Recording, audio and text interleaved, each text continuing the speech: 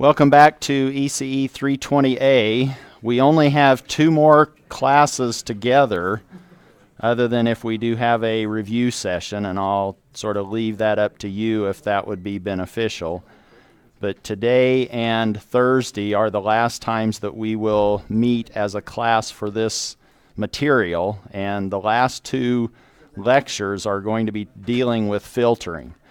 I'm now leaving it somewhat up to you to work through Bode plots, frequency response. That's not trivial, so you'll need to spend some time, but I think I could stand up here and draw them and you would say yes, yes, yes, but until you're forced to actually do it yourself, it probably isn't going to, you're not going to connect with the process. So on the supplements, so I want to see you big and strong before the final on all these supplements, but it deals with different parts of the process, sketching individual terms and also putting all of those terms together through examples. And there's many videos and notes dealing with that process in Unit 9 on D2L.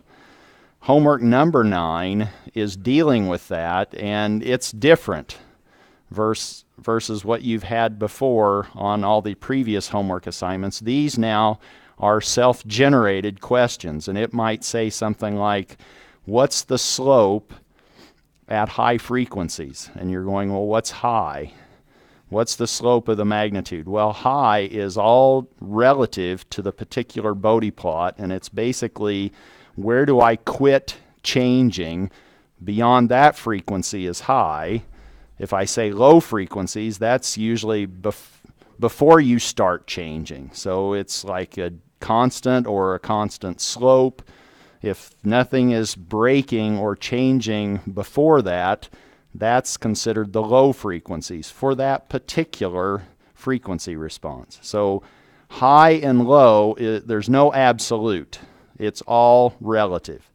So if I say, what's the magnitude plot doing at high frequencies?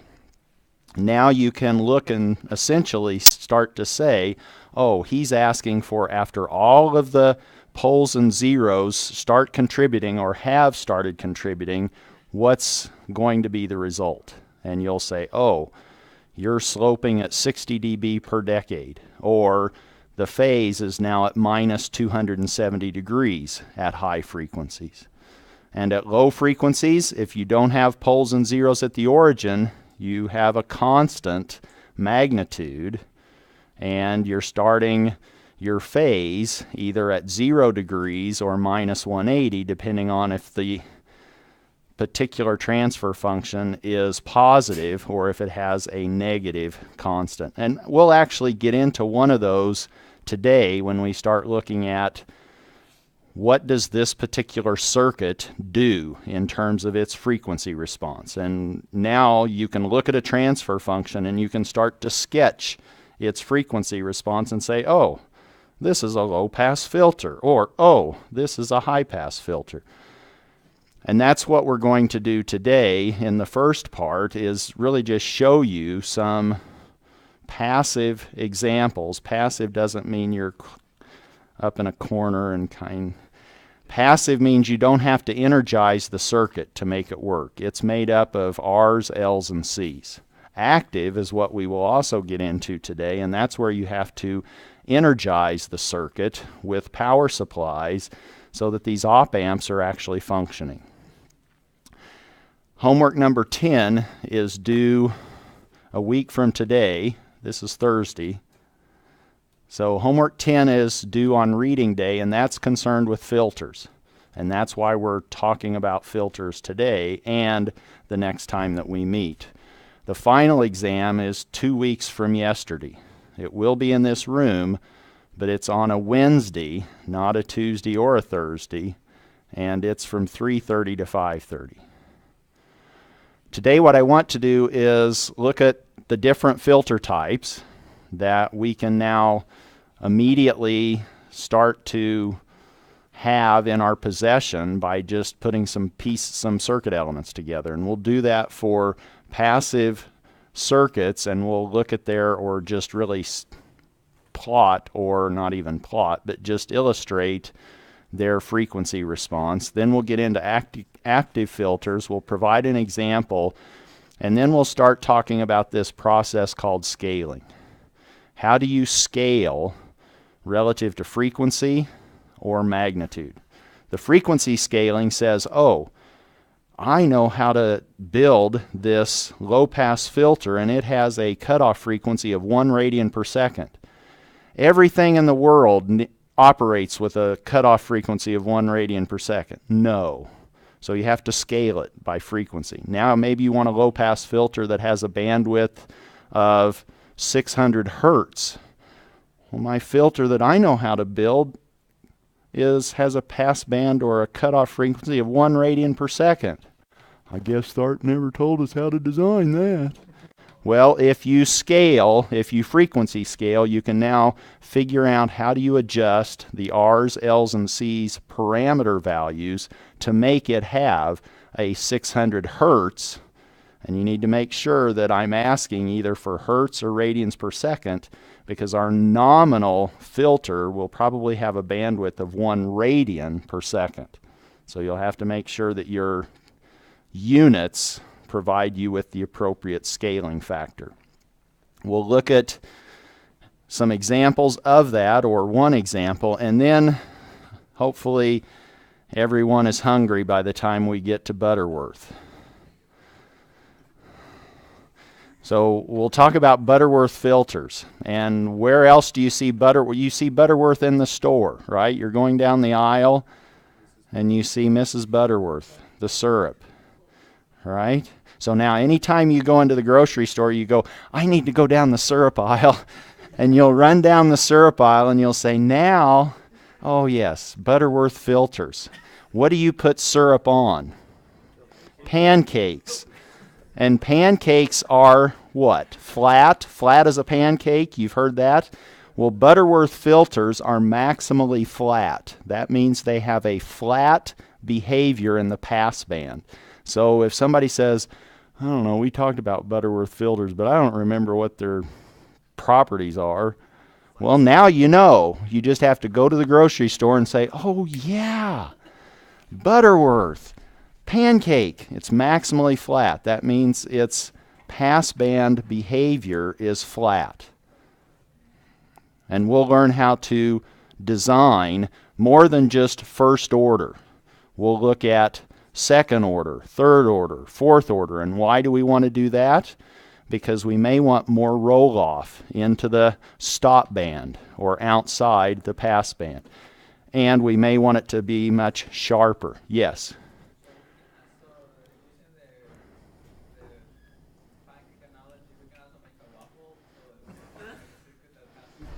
So the question was, are we going to design elliptic filters? No. So we're not going to deal with waffles. Elliptic filters have some ringing at different locations. We're going to concentrate this. We have 2 lectures, okay? We're not going to get into waffles, but we will do pancakes. I apologize, but that's about as far as we're going to go, is Butterworth filters. But there are other properties of different filters that have different properties. And sometimes maybe you can tolerate some non-flat behavior because now they have a sharper roll-off than maybe the Butterworth filter. But the Butterworth filters have a particular pole pattern. And now you're going to just be going, that's beautiful. So when you look at poles in the complex S-plane, and they are patterned around this sort of, if we have a nominal frequency of 1 radian per second, they're all 1 radian per second away from the origin. There's a very unique pattern to how they are distributed in the complex S-plane because it's a Butterworth filter. And it's the way that you basically divide up a circle and maintain half of the poles on the left-hand side. The half that are on the right-hand side we don't want because those are not stable. So we divide the circle. I'm telling you stories. We divide the circle uniformly based on the order of our filter, and then we throw away the poles on the right-hand side and we just keep the poles on the left-hand side. So if we had one pole, a first order filter, Butterworth, where do you think its pole is going to be? Right on the real line in the left half plane. If we have two, if we have a second order filter, well, if you had four and they are separating the circle into 90-degree pieces, you actually can't have one on the real line and one at minus 90, or one at plus 90 and one at minus, or on the real line, because then you would have one on the imaginary axis. So you have to rotate them.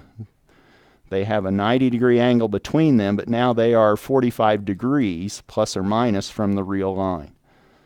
That's a second order filter.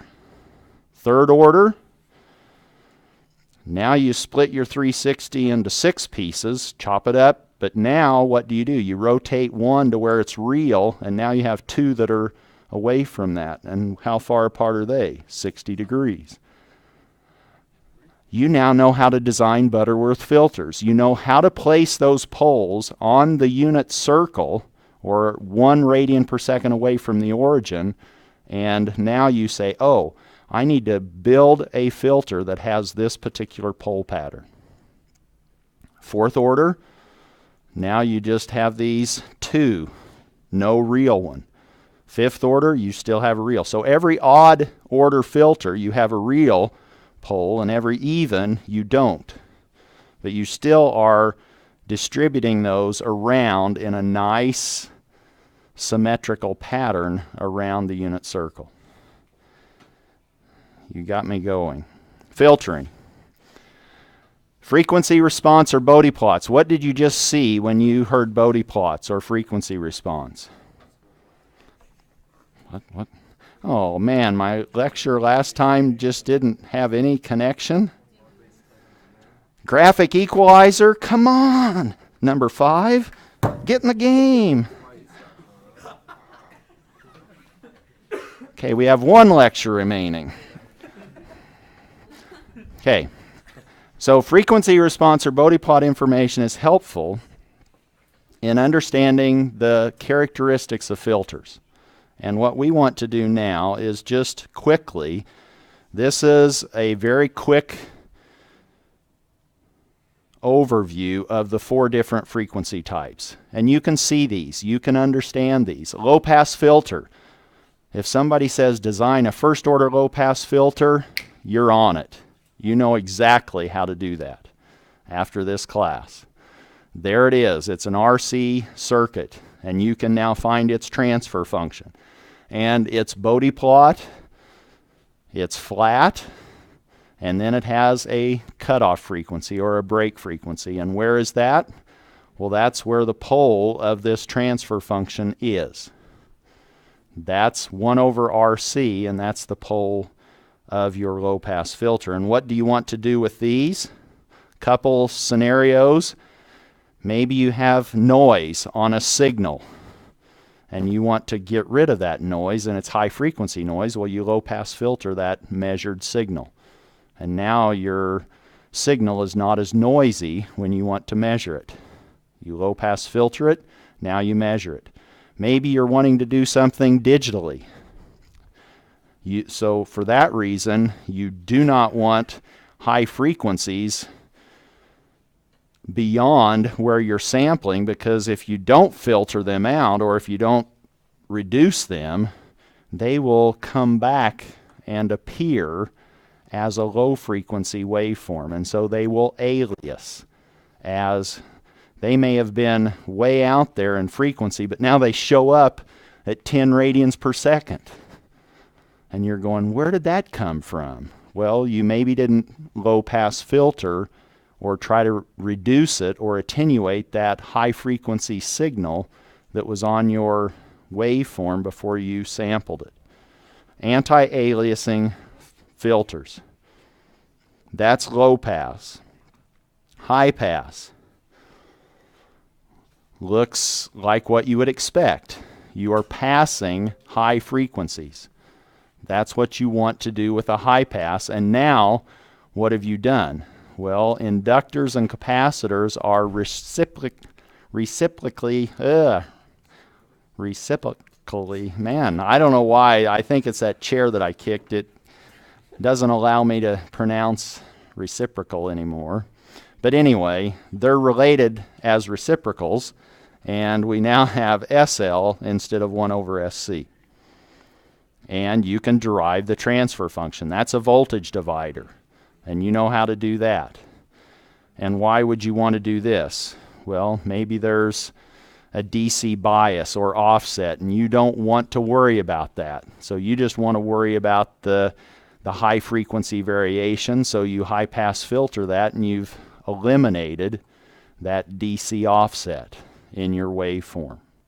That's a high pass filter, and if it's first order, you're coming up from the bottom at 20 dB per decade. If it was second order, how fast, or what would be the rate or the slope of that magnitude as it's coming up towards the pass band if you had a second order filter?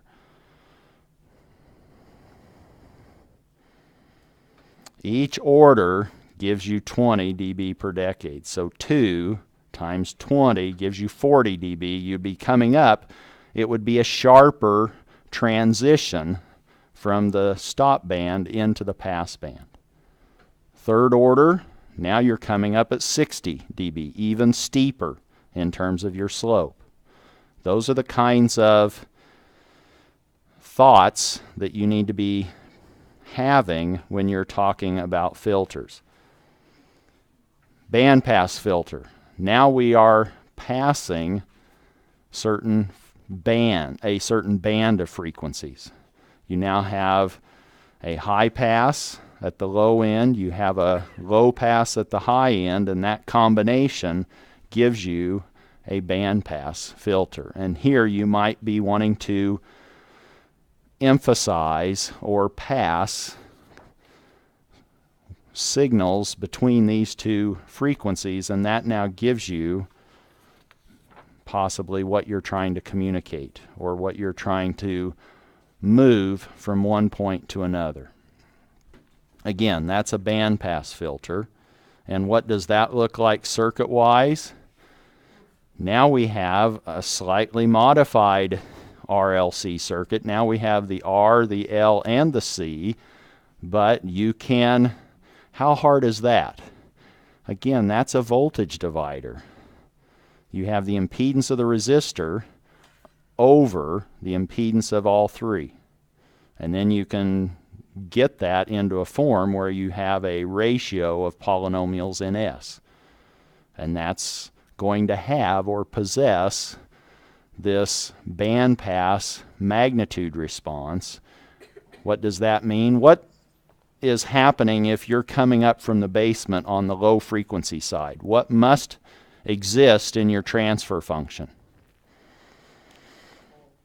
What causes that? Now we're increasing as we go to higher and higher frequencies. What causes us positive slope? What's upstairs? Zeros. And this is actually a zero at the origin. So this is now starting at very low frequencies, DC, and it just keeps going. So it's always on. And then what causes you to change slopes to reduce that positive slope? Well, if that was in the numerator, we must be adding factors in the denominator.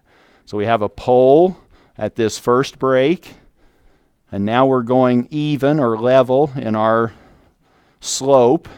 We aren't changing slope. And then what happens here? We decrease again in our slope, so we introduce a second pole.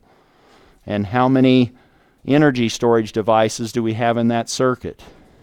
2. So there's our 2 poles, and they're connected in such a way that we now have a 0 at the origin. That gives us coming up from the bottom, flat, and then break. That's a bandpass. And you can anticipate that we may want to turn that over, flip that, and now we're going down initially. There is a pole at the origin, then we level out, and then we go back up.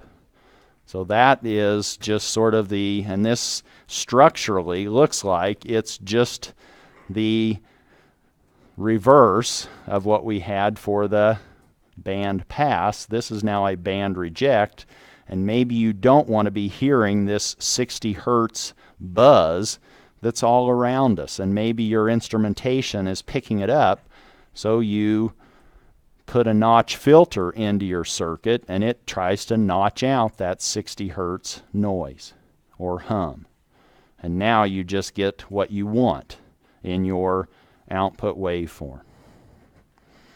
And obviously the values of R, L, and C will depend on the frequency where you want that notch to occur.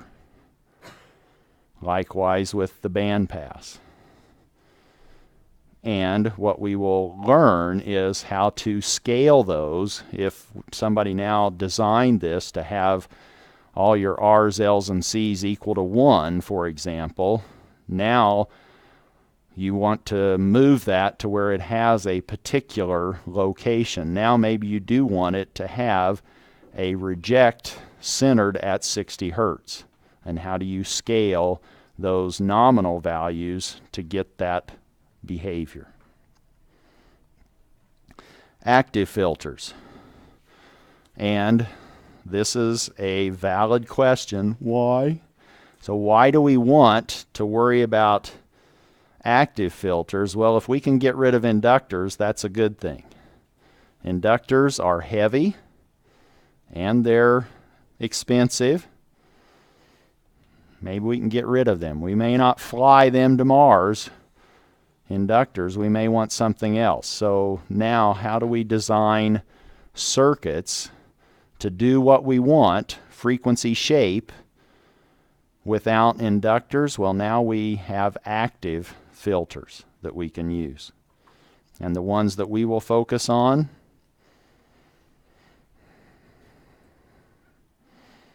Butterworth. Sorry, I was animating pouring syrup onto this maximally flat filter. You can actually amplify your output with active devices. With a passive device, you're not going to be able to sort of get a generic amplification. You might, in certain frequencies, have a peak or some amplification, but it's not as controllable. And with active devices, it becomes more controllable. And generally, if you now hang a load on them, and this is the last problem on the third exam where you now have a loaded filter, that doesn't mean that it can't walk, that it's too loaded. It means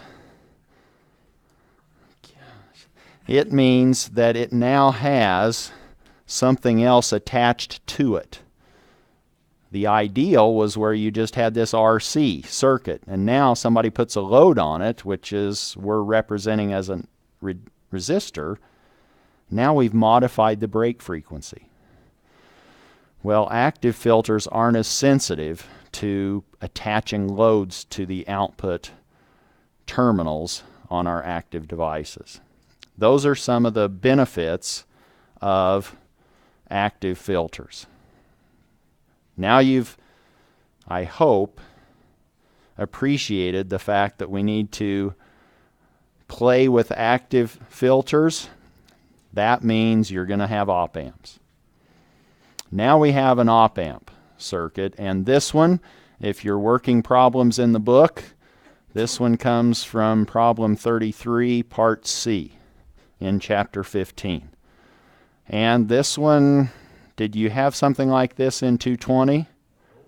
Nope. That's why we've graduated to 320, isn't it? Yes, now we can solve these problems.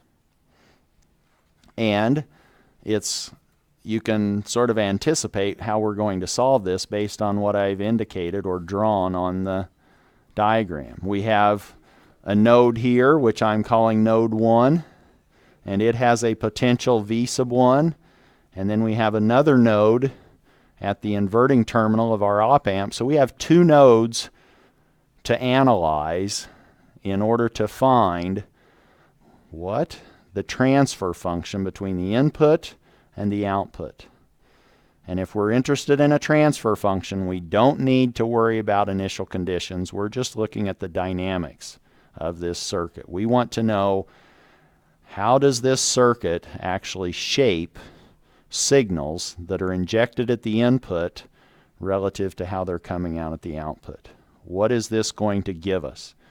And maybe by looking at it now, it doesn't look like what we will end up with in terms of the filter characteristics, but now you're going to be able to put this down on your paper and analyze it and say, oh, here's the transfer function of this circuit.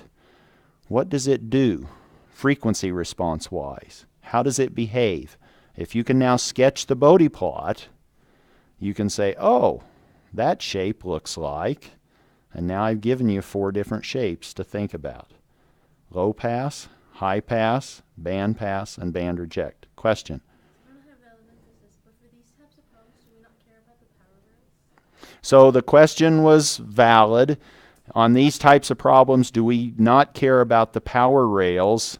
The short answer in this class is no. We're assuming that we're going to be operating between the rails, but the power rails are in the real system there. We just haven't even drawn them or indicated. But you do have to power this op-amp, don't you? You have to now supply it with plus and minus VCC or some waveform constant, and that's what's allowing this to behave the way it behaves. But in this class, we're really saying, okay, we're living in dreamland, maybe. We're eating pancakes, we're having a good time, and so we're not going to worry about those kinds of implementation issues, but you could drive this into saturation or hit the rails if you weren't cognizant of what you were applying to it or what your supply rail voltages were. What we want to do now is analyze this particular circuit. And I think you already could anticipate this equation. Kirchhoff's current law at 1. And when I say Kirchhoff's current law, on the final, these terms better not look like voltages. Because what are you doing with Kirchhoff's current law? You're summing currents. So each of those terms has to have the same units. They all have to be currents. So if you wanted to start writing this down and you go, does this make sense? And you look at one of the terms and it's just a voltage, you go, wait a minute. Maybe I have an issue here. So now what you're trying to do is find all of these currents that are leaving node number 1, and in fact, you can find those, and they only depend on V1, the voltage at that node, and the input voltage. Why does it not depend on V sub n?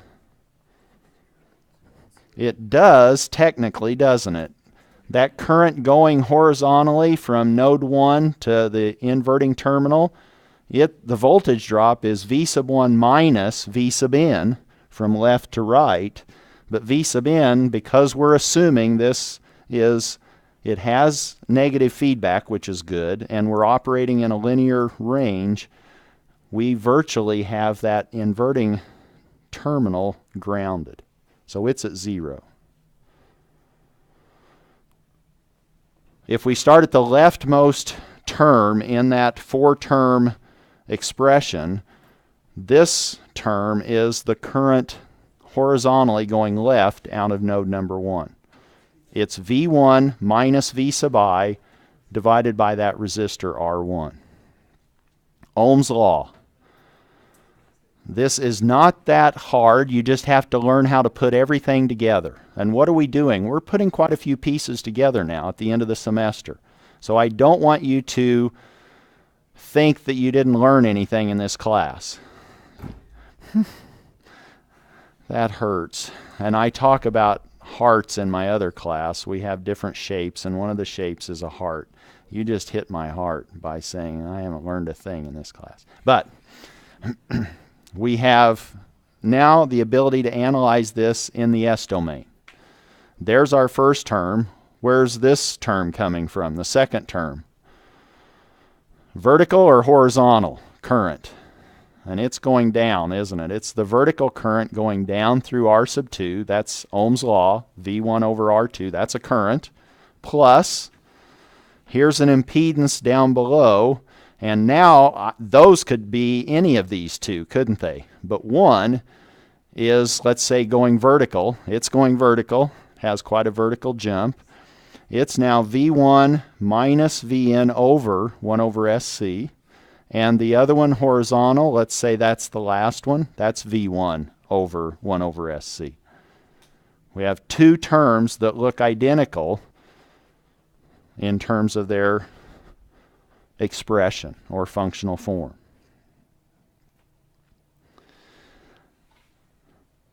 Now we factor out V1 from all four terms, and we put this minus V sub I R1, or we add that to both sides, and now we have it on the right-hand side. We have V sub I over R1 on one side and V sub 1 terms on the left side.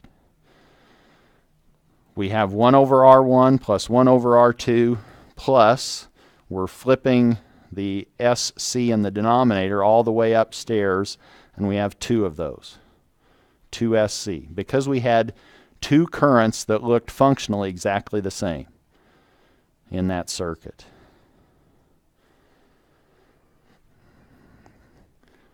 Putting the left-hand bracketed term over a common denominator of R1, R2.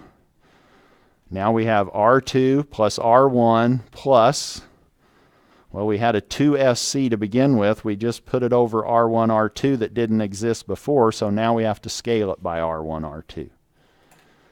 And we didn't do anything with the right-hand side, but you can see that we have a common R1 on both sides in the denominator, or you could say just multiply all terms by R1 and that R1 goes away.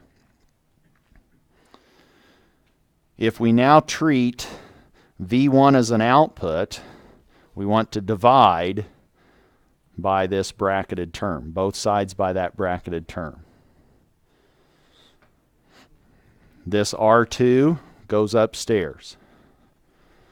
The R1 is gone to begin with, and everything else that was in the numerator on the left is now in the denominator on the right.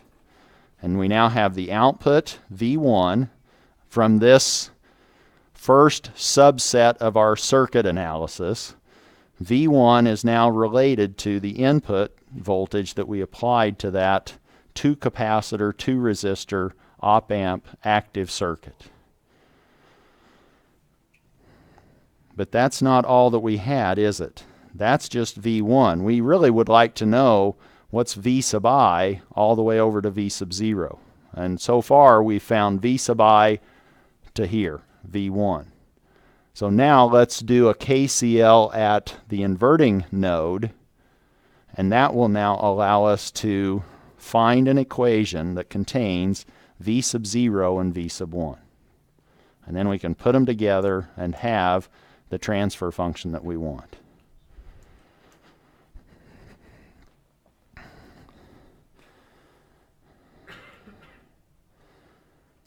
KCL it in. These look very similar to what we had before. We have the two currents, and now I've drawn these in blue. Now I'm summing currents N to N so that I have V1 over 1 over SC, V1 over 1 over SC, and I have V sub 0 over R sub 3. And those all sum to 0.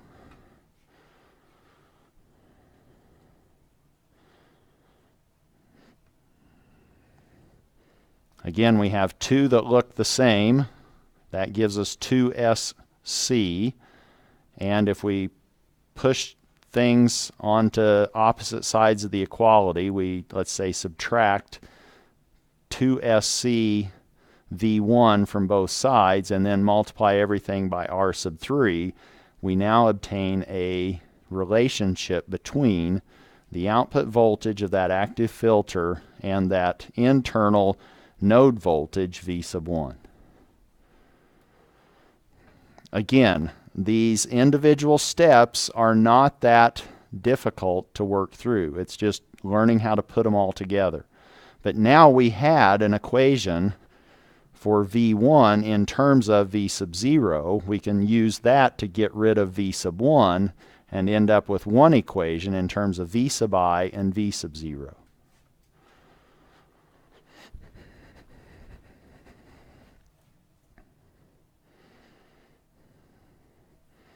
And that's what we now have. What we've done is take that numerator, which is minus 2 R3CS, and our numerator in the V1 to, or V sub I to V1 expression contained an R sub 2, and that also had this same denominator expression in it.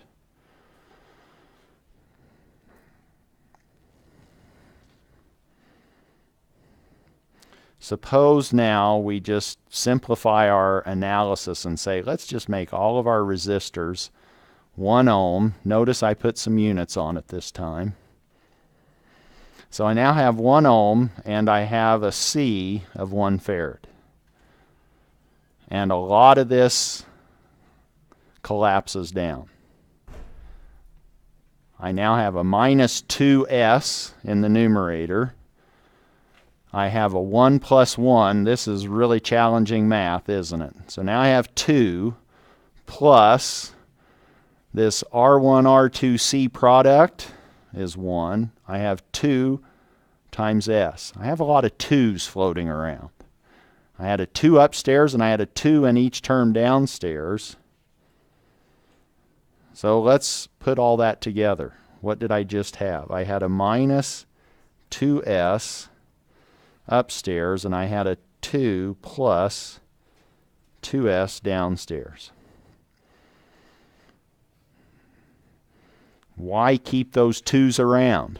Let's just divide them out or cancel them, and we end up with minus S over S plus 1. And that, now you can pull out a napkin and sketch the frequency response. You need a napkin because we've got Butterworth floating around, right? If you've ever had pancakes, it gets everywhere. I just thought of it, but yeah, it's not in my script. Let me just say that, okay? But I can almost taste this frequency response now. But you'll be able to do that, right? What is this? What do we have? What terms are here? If you've been playing along with the Bode plot material, which I would encourage you to definitely start, what terms exist in the transfer function? So that complicated op-amp-based circuit, look what it ended up giving you with R's and C's equal to 1. But we can scale those so that we can change this around. We can change the bandwidth. Where's the break frequency of that? So the pole is at minus 1, isn't it? The pole here is at minus 1 radians per second. So the break frequency is 1 radian per second. And we have another term. We have something happening in the numerator besides just a negative sign or a negative gain. We also have a 0 at the origin. So let's write those down. We have a 0 at the origin.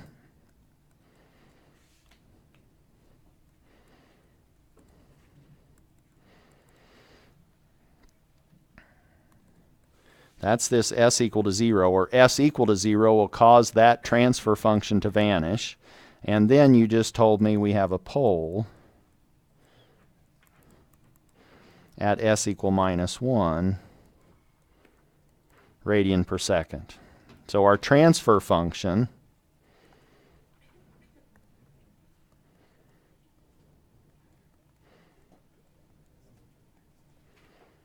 is this minus s over s plus 1.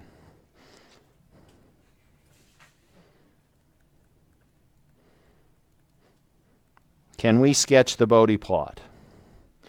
And the Bode plot really is Bode plots. We have a magnitude plot and a phase plot, both with respect to frequency omega. And to sketch the magnitude, that's supposed to be a flat line. Let's just say this is now 0 dB. And this is going to be our magnitude of h in dB. Yes? Is that like h in terms of h of j omega? So now we have h of s, and now if we're sketching the Bode plot, we actually are sketching h of j omega. We are putting these poles and zeros on the complex s-plane and then walking up the imaginary axis, evaluating at each omega on j omega. And that's what we're sketching. We're sketching the magnitude and the angle, or the phase, for every omega. So you now, if you're walking up the imaginary axis, you're looking around and you're saying, okay, how does this pole influence me? How does this zero influence me? And together they give me what at this choice of omega. Same with the angles. But now we want to be able to do this without taking an infinite number of steps up the imaginary axis. We want to kind of do this in 2 or 3 pieces. And that's why we're identifying we had a 0 at the origin and a pole at -1. And what does that allow us to do in this Bode plot? What's the 0 at the origin do for us? If I said, what's the DC gain of this h of s? It's 0, isn't it? But do we ever see a magnitude of 0 on this Bode plot? No, because it's in dB. So it just keeps going more and more negative. And that 0 then gives us, because it's in the numerator, it gives us a slope, and there's only one, s to the 1 power. It's giving us plus 20 dB per decade, that 0 at the origin. So let's just focus on that and say, what does that give us? Where do we pin that slope on this board? Where can we pin it down? We know that it's going at 20 dB per decade. I apologize for those of you that are playing along at home, but you now have this slope. And that's all, those are all supposed to be lines that are sloping at plus 20 dB per decade. But now it's going to matter where we pin it on that frequency axis. And this frequency axis, we might just get sloppy and label it as omega, but it's actually log of omega, so that we can fit a lot of frequencies into a small interval of paper. Yes? So you make a slope from the start. So now what I would encourage you to do, now the question was, do you make a slope and it goes up to the break frequency? I would encourage you to draw all the individual pieces, since you're just learning how to do this, all the different pieces, and then put them together at the end. So right now I'm focusing on, where does this yellow line go on the paper? I know that it slopes. It never breaks. It's always sloping, because that S doesn't have a plus something associated with it. And all of our factors we want to represent in time constant form, so they're S plus or something plus 1, S over something plus 1. Those are linear factors. This pole, or this 0 at the origin, doesn't have a plus 1, so it's never breaking. It's always sloping. Now, where do we pin it?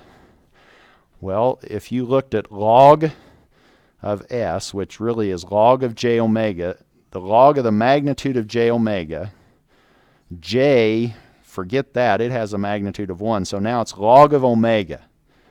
We want to know, is there a frequency? Is there a value of omega that we can sort of locate on this page? What's log of 1?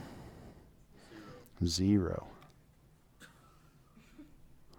We can find omega equal to 1, and here's 0 dB. So at omega equal to 1, we now figure out where is omega equal to 1 on this line, and we just plop down our sloping line at 0 dB so that it crosses 0 dB at omega equal to 1.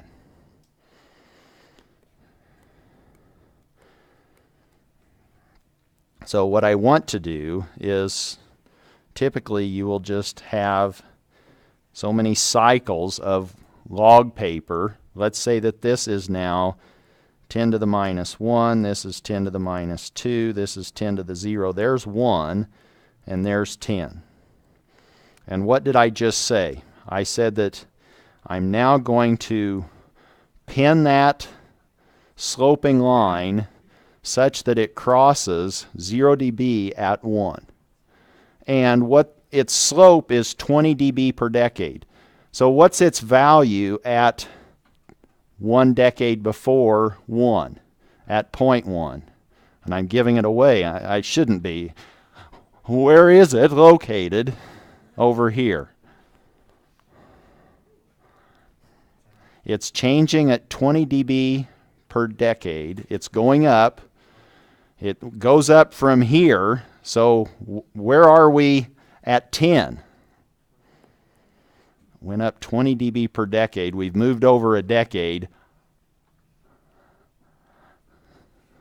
It's at 20, right? Really? So you guys, this is painful. So now we went through here, and I'm trying to draw a sloping line. And it goes through 20 dB there, so you could now just connect the dots. But if you didn't want to draw it, you would say, oh, there it's minus 20. At 100, it's 40. And at 0.01, it's minus 40. So now if I could actually draw that, that would be the component of this transfer function due to the 0 at the origin. That's the component part of the Bode plot due to that S in the numerator. That's the blue line. It's not that hard to draw. Just find 2 points, and you know how to find those 2 points. You know the key one. It goes through omega equal to 1 at 0 dB. Now you say, oh, it's sloping at 20 dB per decade because it was just 1, 0. And now you have your 2 points and draw it. What's the pole at S equal to minus 1? How do we draw that? The pole factor now is going to go in what direction from the break? Once we hit the break, once we come to Goldilocks, the Goldilocks frequency, just right. What's the just right frequency for this pole factor? So what's underneath S? Where's the pole? S over 1, isn't it? It's in time constant form, and the 1 is not really explicitly there, but this is S over 1 plus 1. It breaks at 1. What's it doing at the break? Going up or down? Where is the pole factor? Upstairs or downstairs? Downstairs. So is it going up or down? I've already busted that right foot. I'll bust the left foot. So it's going down, isn't it? 20 dB per decade. That's why you set in the second row. And where is it doing it? It's doing it at 1. What's it do before that? If I now said, what's the magnitude of j omega plus 1 when omega is 0.01? Okay. The magnitude of j omega plus 1 when omega is 0.01. What's the magnitude of 1 plus j.01? Forget the j term, right? That's negligible. So now what's the magnitude of 1? 1. So log of 1, 0. So now we're 0 all the way up until we hit Goldilocks, which in this case is 1. And then what do? We go down because it's a pole, and we break. And we're going down. Does everybody follow that? Question? Yes, I'm referencing the supplemental notes. This is what you'll get. You'll get all these fairy tales in the supplemental notes. That's now at minus 20 dB.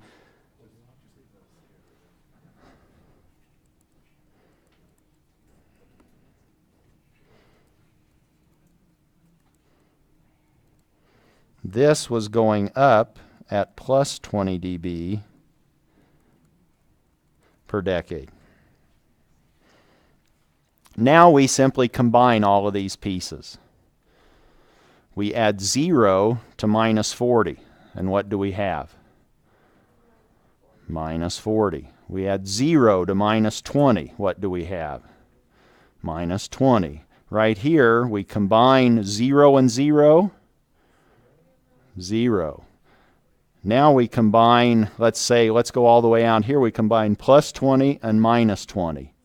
0. So do you see that we're flat after the pole kicks in? Because it's exactly canceling the up from the 0. So, putting these two pieces together, we started down here.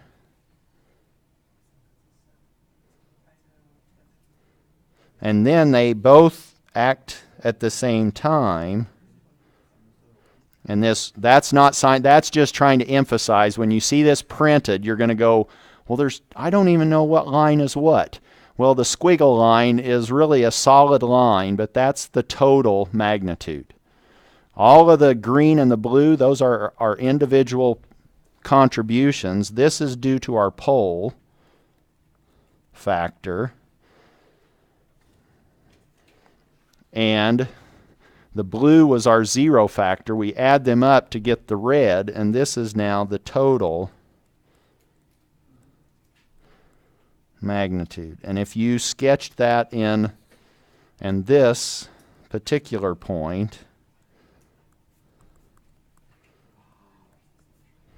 if you sketch that in MATLAB, you would just see this red line, and it really wouldn't be straight line. It would be a gradual. Where would you be at the break frequency? What would be your actual magnitude for your actual frequency response curve?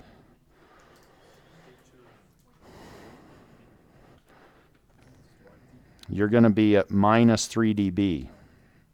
So you're coming up and you're almost right there. And so the actual curve is very close to this straight line approximation. Yes? Wait, sort of forgot, but where does the 3 come from? 'Cause I know it has something to do with... So the 3 dB, we may get to that if we don't run out of time, and we'll come to that a little bit later. But if we now... Actually, it's easier to see if you go back to our low-pass filter discussion. And there we were 0 until we hit the brake, and then we hit the brake and we went down. Okay? But here, it's not as easy to see, and we're not going to even worry about that in that particular case. So now let's look at the other piece of this, which is the phase piece. Now we want to plot the angles.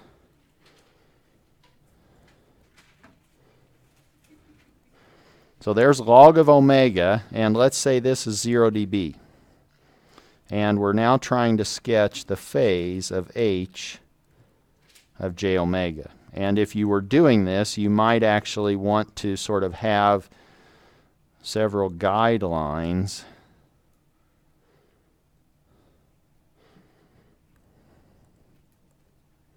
And I'm sure I'm not aligned with what I was before up above.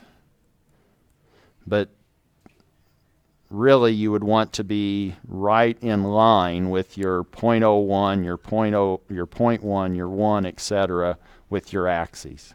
But these yellow lines are now supposed to be representing plus 90 degrees, minus 90 degrees, and minus 180 degrees. And again, they're supposed to be flat or level. How many terms do we have in this transfer function?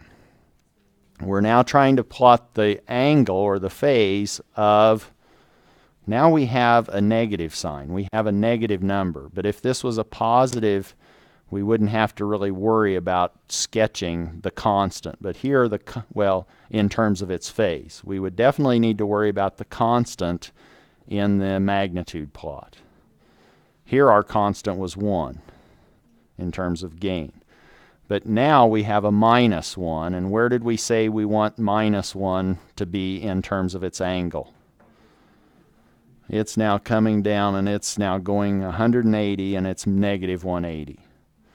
That minus, we can now say in terms of its contribution to our phase plot, is now down here, and now I've forgotten which I drew in which colors, and I don't think I drew. Let me do this.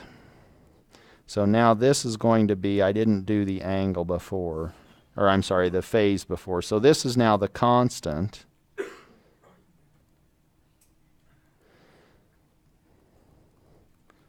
Of minus 1, or we're now saying that this is 1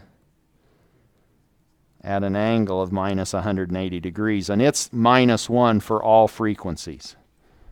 That's the constants. And if it was 2, if the constant was 2, or if the constant was 4, it would have a phase of 0 degrees, and we really wouldn't have to worry about it in terms of adding it in. It's just 0. Most of your Bode plots will have a gain of a constant value, and you'll just be, its phase will simply be 0 degrees for all frequencies. But minus 1 is minus 180 for all frequencies. What's the angle or the phase of this 0 at the origin? So now what are we doing? If we looked at the 0 at the origin, and which one did I draw? There's a 0 in the S-plane, and we want to know what's the angle associated with that as we are walking up the j omega axis. So here's j omega, and here's real. So now we want to say, okay, there's the 0, and now we're walking this way. What's the angle? If I'm the 0 and my positive orientation is positive on the real axis, and I now say, okay, what's the angle I need to look through in order to get to J.01, J1, J682? It's always 90 degrees, isn't it? I'm always looking through that angle. So the angle associated with that 0 at the origin is 90 degrees. And since it's a 0, it's upstairs, it's plus 90. The 0 is now giving you 90 degrees for its contribution for all frequencies. And if you had to now add these two, do you see how you would add them? They would all add to minus 90 for all frequencies. But we have one more factor to worry about, and that's the pole factor. And pole and zero factors, linear factors, are a little bit more challenging because they start and finish in terms of slope, and they're all centered around the break frequency. They contribute their phase over 2 decades centered around the break frequency. In this case, the break frequency is 1. And if I now had a pole, let's say that I had a pole, what color was green? Okay, thank you. So the pole was green, but I want to do this first. So here's the S-plane. I now have a pole at -1. At low frequencies, what's the angle that I have to look through to get me to J0? From here to there, I'm looking right there and I have to look. What's the angle? I'm standing at -1 and I'm looking to the origin.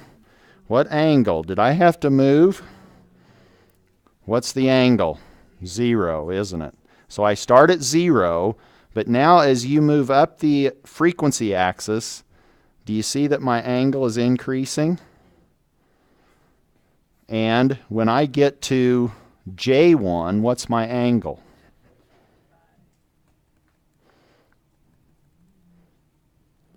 That's 45 degrees.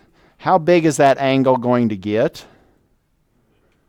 How big is my angle going to get if I look to J infinity?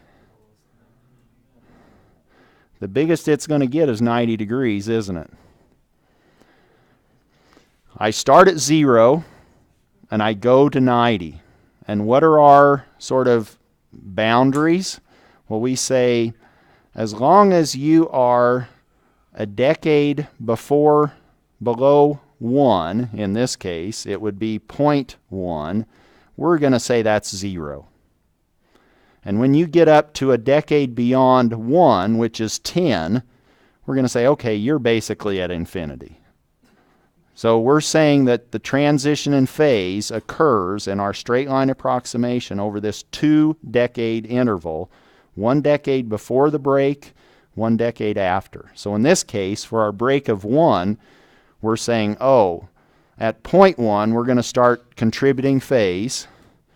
And by the time we get to J10, or to 10 radians per second in our Bode plot, we're going to assume we're at 90 degrees, which we know we're not quite, but it's a straight line approximation. If we now do that here, we said that here is our Goldilocks point, but we really aren't doing anything at Goldilocks. We're doing it a decade before and a decade after. So right here, what's our phase? At 0.1, at 10 to the -1, what's our phase that the pole is contributing? And the other thing is all of these angles we were measuring relative to the pole, but in fact, the pole is in the denominator, so these are all going to come in as a negative angle. Is that making sense? The contribution of this pole to the transfer function is negative. So when we get everything contributing, we better be at a -90 degree angle from that pole factor because it's downstairs. At 0.1, what's the angle that we're assuming? 0. So every frequency before that is 0. That's the green line. Then what do we say? Well, after a decade beyond the break, we're going to assume we've already hit everything that we're going to contribute, so we're at -90 degrees. Again, that's supposed to be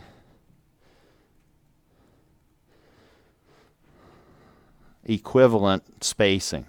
And what do we do between those 2 points? We said a straight line approximation. And what was our angle at the break frequency? 45. And that straight line goes right through 45. This is now the angle, but its contribution, because it's a pole, is negative. So it's going to be going through -45. And if I drew this properly, that point right there would be -45 degrees. What do I want to do now? I now need to add these up. I have +90, 0, and -180. Where am I starting at low frequencies? negative 90. Does everybody see that? Minus 180 plus 90 puts me to minus 90. And how long am I at minus 90? Until something breaks. And the only thing that's breaking here, and with the phase, with the magnitude, you break and you just stay broken. Or you just start contributing and you stay contributing. With the phase, you turn on the slope, but then you have to pay attention because you have to turn it off a decade beyond the break. So we can't fall asleep when we're sketching the phase plot. We have to, basically, I like to sort of say, oh, we now had a pole at 1, so a decade before we're going to go down, and a decade after we're turning that slope off, in a sense. So now I know with these arrows, I need to wake up at those arrows. And I now know that I am here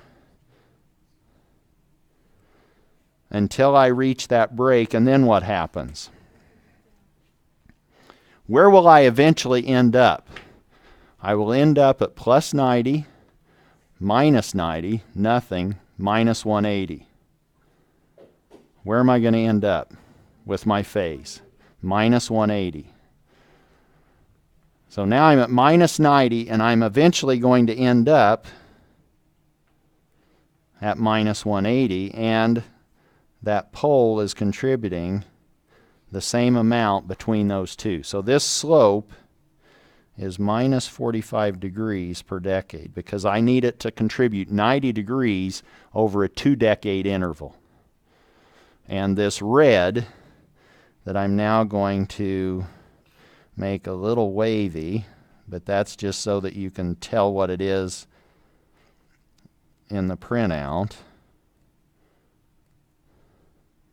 That's the total phase plot.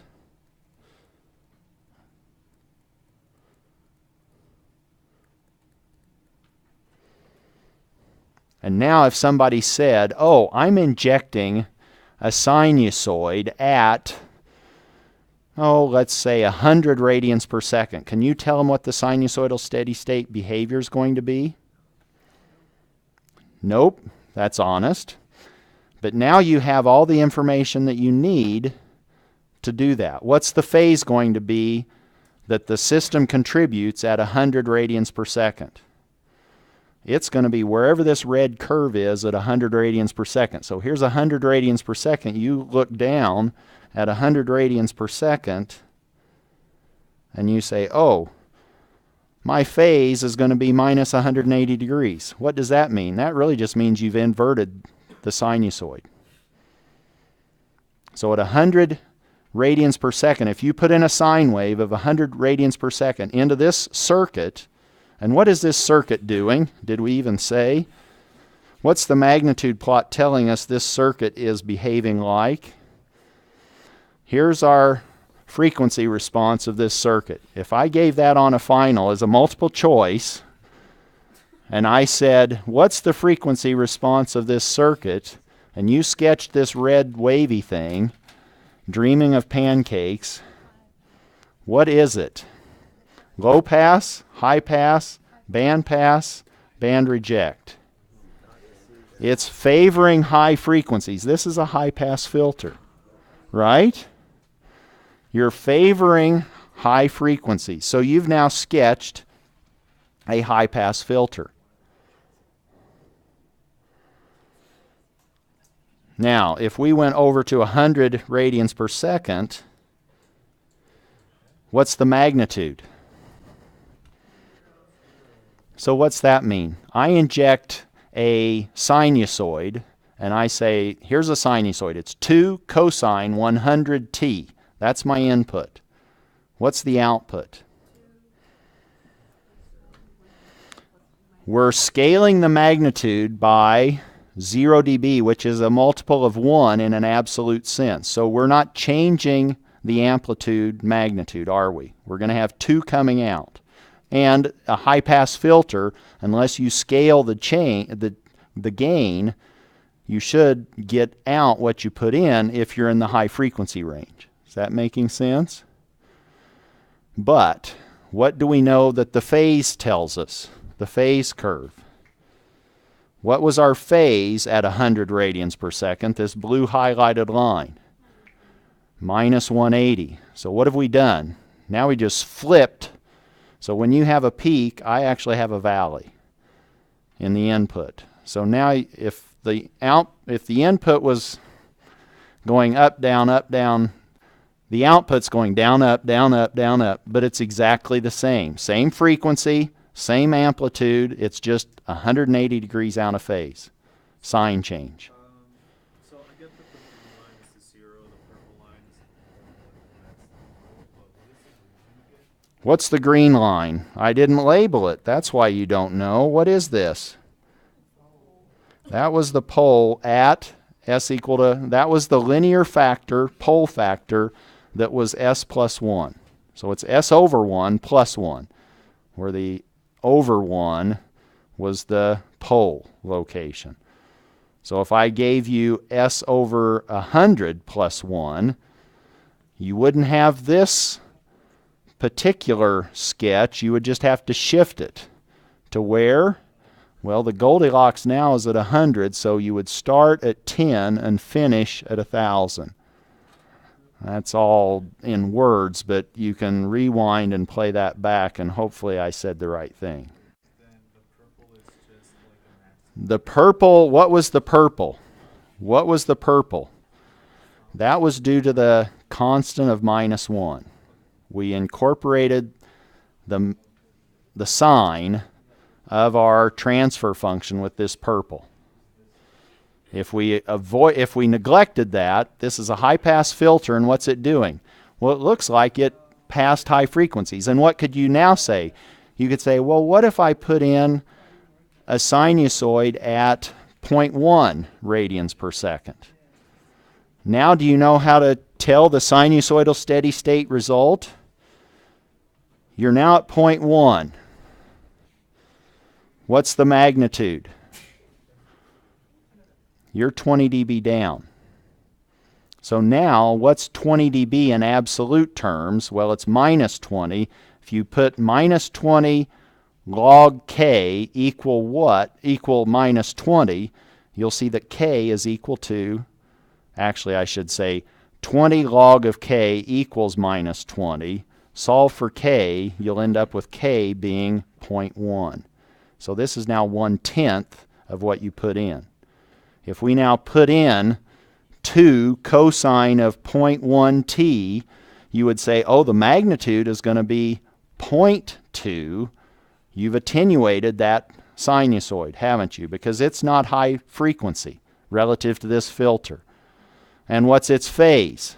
Have you changed the phase? Now we look at the red curve at 0.1. And now we're a 90 degrees phase shift.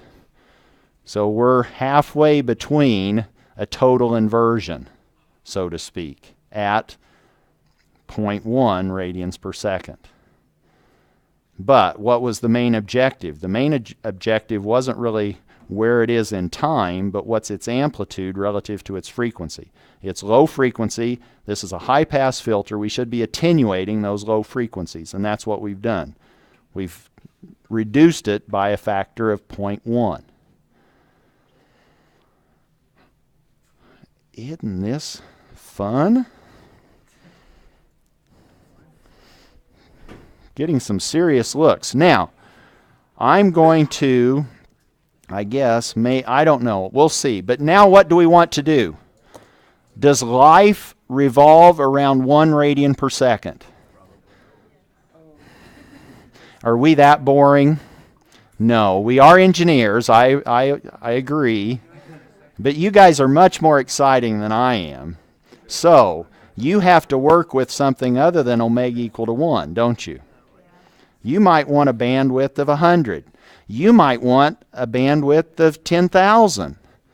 And now you have to figure out, is it hertz? Is it radians per second? But you may want different bandwidths, correct? So the next step is to figure out how do we change these R's, L's, and C's so that you can have your favorite filter, You can have yours, because your boss is probably not going to be happy when they go, I need a low-pass filter, and you run in and you go, here it is. And she goes, this has a bandwidth of 1 radian per second. Where did you get your degree? And you go, Tharp taught me. Oh, no wonder. Go talk to somebody else.